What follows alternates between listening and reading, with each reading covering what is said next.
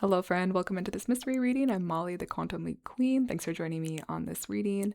These readings are a timeless resource for you to come utilize whenever you need some extra nourishment in your life. So trust that if you found this reading today, there is a message here for you. I'm setting the intention, as always, to give you the best messages that you need to hear today. And I am starting with the Rainbow Tarot. So,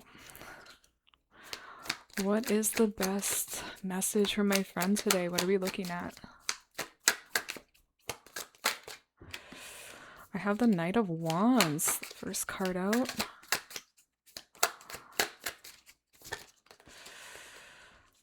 We have the Four of Pentacles, the Nine of Pentacles, and the Chariot.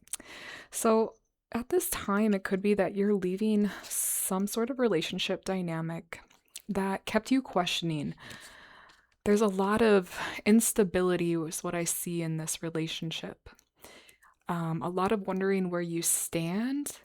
And what I feel is you were with a person that is has an element of lack and selfishness that they possess. And I feel like they were with that with you. And if you notice where the Knight of Wands is looking and then this Nine of Pentacles energy, they're looking away from each other. And that's where I feel it's sad, but it's like it had to just move on. It had to break up here. That's what I see. And it definitely could be a romantic thing, but it could be any sort of relationship.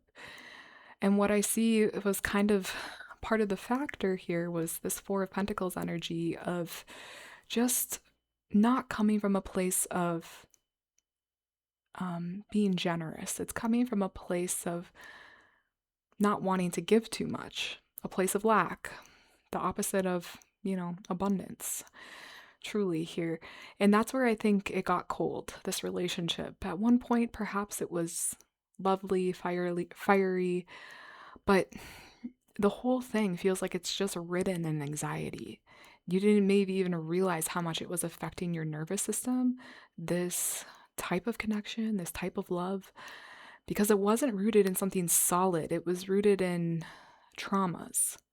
And maybe on a soul-to-soul level, there was recognition here and there was real connection. But that wasn't enough. It wasn't enough if they're not showing up physically the way that you need a partner to.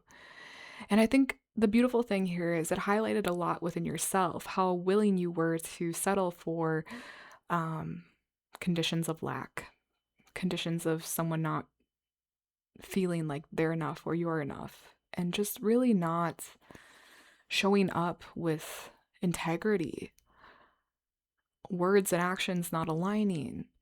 It feels like a lot of disappointment here, a lot of like you couldn't really trust this person to hold you and be there for you as even a friend. So yeah, there's just a new beginning now. And the Chariot's here. So I feel like that's you and accepting that there's a new beginning happening here for you. And I think it's really going to be quite lovely, this new beginning. This was a hard chapter and a lot of hard things you had to look at within yourself, within this other person. But a lot of it comes back to like what you were willing to accept and what you put up with and what you, kept investing your own time, energy, money into.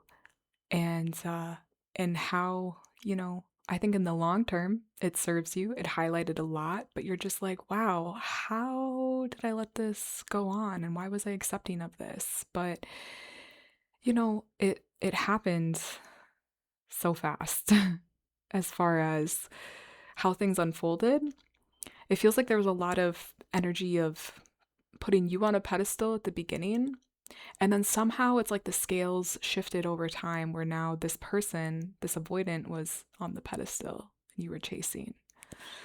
So it's just funny how that worked out. But now I feel like it's giving you a whole new outlook on life and like how people on the surface are not always portraying how they are underneath the surface. So you've learned a lot about other people, about yourself through, challenging moments and like this. What else is important for my friend to know?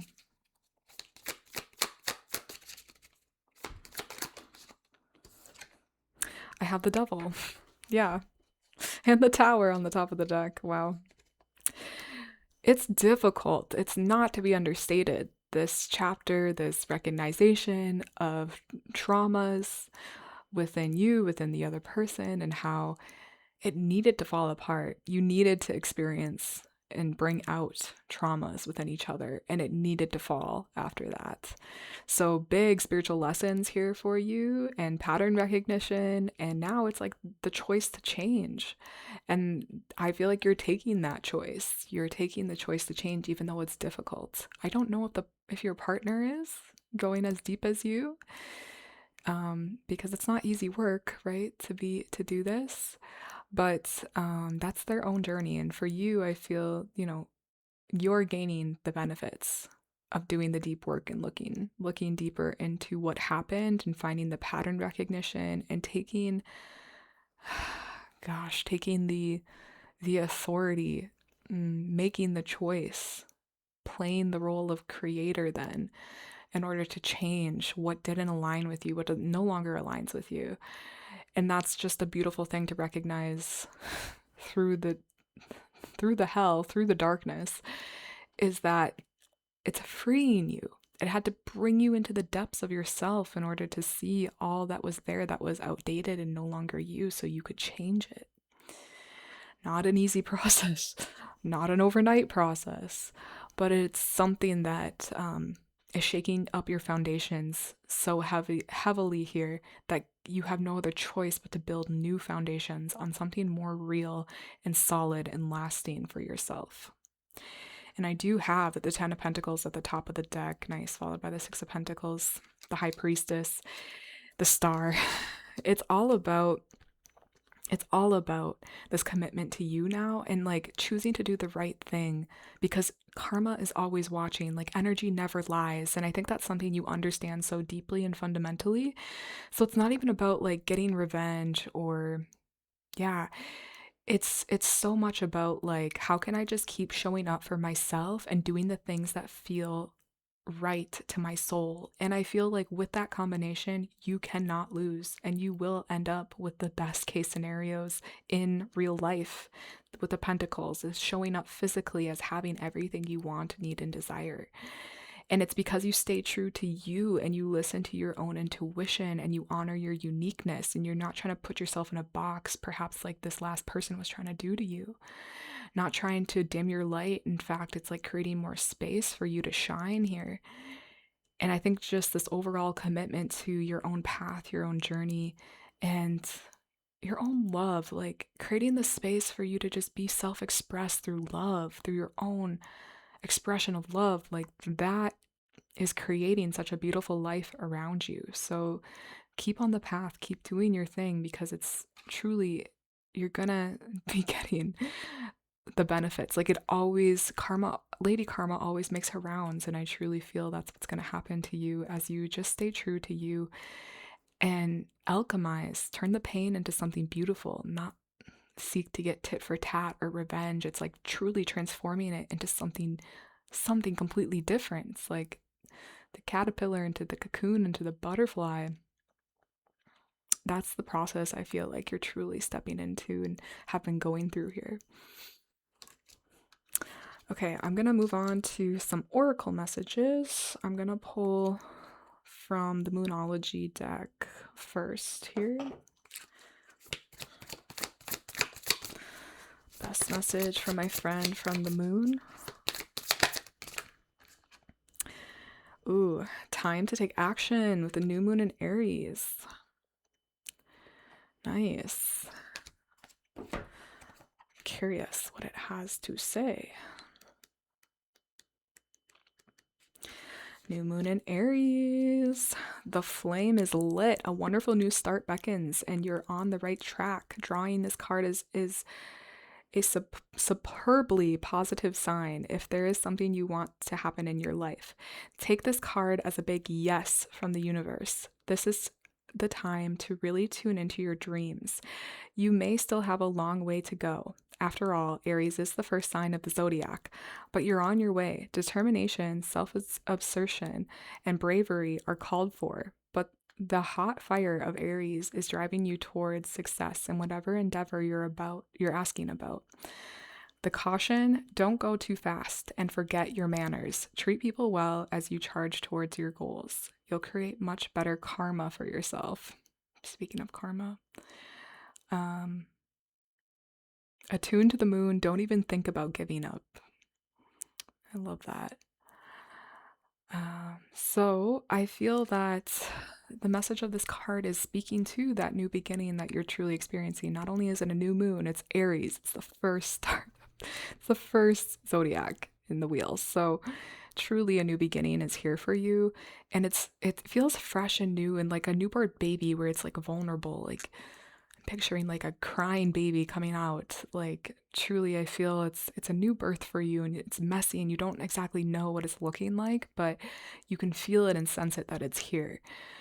And yeah, and I think especially too as you're getting out of maybe slightly out of survival mode, and your energy now needs new direction, needs to be put towards something that is helping you to process, and not always like productive, but it's productive in the sense of like directing your energy somewhere, not looking for productivity, but I'm just picturing like something creative for yourself. Ultimate like fire initiation creation energy is present here, and I feel that could be whether it's art of some sort, or like I know for me, like when I was getting in this brand new chapter post the breakup and the heartbreak, it was, or still processing it, it was diving more into tarot and astrology and learning all the witchy stuff and practicing by going on Facebook free reading groups and just reading for people to see like what I could do and how I could channel. And that was my experience, and maybe yours is like painting, drawing, writing. Like it needs to be something where you're creating with the energy now, directing it towards something. That's going to help to transmute it, and it's going to help to build these new foundations for yourself that you're in the chapter of. That's what I'm feeling. Okay, I'm going to pull next from the animal deck here. Best message from my friend from this deck. Tame and attain. Ooh, I don't know if I've had this one come out, at least not recently. Let's read about it. 28. The horsies. When a horse is tamed for riding, she endures countless weeks of intense training. If the trainer is patient, perseverant, and trustworthy, the horse eventually submits. The horse is controlled through the horse bit that rests in her mouth. When the rider pulls the connected reins, the horse will follow. The horse bit in this image represents directed power. Wild horse is freedom, stamina, unbridled passions, and primal urges. She symbolizes the untamed and powerful impulses within us all. These impulses look like our intense outbursts, obsessive thinking, binging, recklessness, avoidance, and all the wild expressions. All of these impulses hold immense power, but often this energy is directed very poorly. The human that tames and rides the horse represents our highest self, directing our personal power. Your willpower will be tested, so you must strengthen it. Sacrifice is required. Horse's medicine asks you to start with small things to build your willpower muscle. Stop yourself from saying a hurtful thing about someone. Resist eating the entire bag of chips. Watch someone uplifting instead of watching garbage TV. You may feel resentful of the restrictions at first, but it will lead to an expansion of extraordinary capabilities. With dedication, the ego will soften and align with your willpower. Once you have given adequate time to building your willpower, it will become a superior force. Horse's medicine requests you to tame inner appetites to become the person you were meant to be. This is horsepower. And it's totally on that same theme of the unhinged initiation energy, this powerful, wild energy that's just being birthed. And I feel this is even more just confirmation to say it's time to direct that power, direct the source. And one thing, too, I want to say is like when we have these episodes of, let's just say, giving into our lower impulses, maybe it is binging or in food or TV or social media or substance or something where it's just, obsessively doing things that don't really serve and are a temporary band-aid that actually end up taking more than they're giving. It's, I think, important not to judge yourself or, yeah, that's it. Like, not judge yourself, not to, at least for myself, I find when I go through these cycles, what I've learned to do is just not to give it any emotional charge. So like I used to really struggle with binge eating. And if I had a binge sesh, I would what I what I learned to do is not to beat myself up for it, not to try to change anything, to still like eat normally and healthy like the next day. And I feel because I didn't give it like the emotional, oh, that was bad, you shouldn't have done that, it just made it not as entertaining to me, or not as, that didn't become that vice that I go to because I didn't give it an emotional charge. So, yeah, if that helps, don't give the habits, the emotional charge it wants, because then it's like an excuse to like beat ourselves up when we're already struggling. Like, so I think that's where the directed power now into something that is creative, something new, something where you can express yourself in this new energy. I think that will help with all other areas of your life. And that's where you start to tame some of the untamed power and energy now surging through you. What I feel. Okay, my friend, lastly, I'm going to pull from the I Create My Reality deck.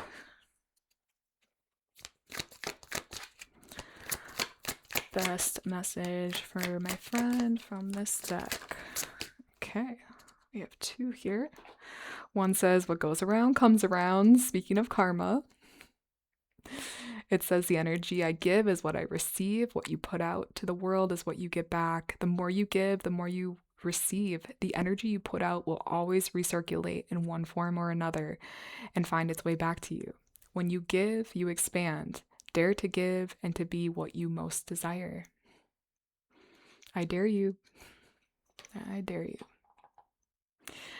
This next one is I am enough. Speaking of eating, I am enough. I am a beautiful creation exactly as I am. Speak kindly to yourself. Give yourself credit for trying instead of criticizing yourself, and honor everything that you have achieved. Shift thoughts of inadequacy to thoughts of celebration of your life and your uniqueness. When you realize that you have enough and you are enough, life becomes a piece of cake, chocolate cake. And I feel like that's something that gets rewired so deeply too. Like when you're in a relationship with someone that, at one point pedestalized you, and then at one other point, like deep pedalized you. What do you call it when you go underneath, when you switch the positions, right? It messes with you. It messes with your brain and how your self-image and how you see yourself, your self-esteem. And so you have to rebuild the foundations of how you see yourself and your self-esteem, like from relationships like this, coming back out of it. And I think that's something perhaps you're working on deeply now. And it's kind of, it truly is a gift because you didn't like realize how you were lacking. You obviously were lacking in self-esteem in some way, or worthiness in some way, to be able to be in a relationship where the person is giving you that hot and cold conditional kind of love. You had to have been. So then when you recognize that and you're already in the pits of your own unique hell and you have to rebuild, it's time for you to build from more solid foundations of, oh, okay, like no one else has that power over me. And in the past, I was looking for validation where I'm not doing that any longer. And it gives you this sovereignty and this, security within yourself. So when you meet a partner in the future, they also have to be vibrationally someone that has done that work as well and knows themselves on that level and is secure within themselves and isn't trying to extract something from you, just like you're not trying to extract something from them. And then it can be like a really solid foundation that's built, and in a relationship that's real and has real depth. So, but you're creating that within yourself first, that safety, that security, that depth. And yeah, that's something I just feel is being worked on now within you. And that karma truly does make its rounds. So the more that you stay in integrity with yourself and just keep to yourself, like I think that's so important. Like I've been with myself for 4 years, like just me, like no dating, no searching. And it truly builds up your life and your confidence and just the magic that you are when you do that. And then when the timing's right, someone does find you that has done the work. And yeah, so stay true to yourself, stay on your own path, and know that you're sovereign, you're whole, there's nothing outside of you that's lacking, and that now you're building your life. Your foundation's built on that knowing. And then you also, because of the work you do, you attract people that are also in that same level of integrity and authenticity and commitment to themselves and honoring the relationships in their life from an authentic point of view. And then you build a beautiful life and beautiful relationships. So keep doing you. It's the long-term game. It is not the easiest, but it is the most rewarding because you're doing things right from the bottom up. And that's what gets you the best rewards in life. That's where you truly live a life of depth.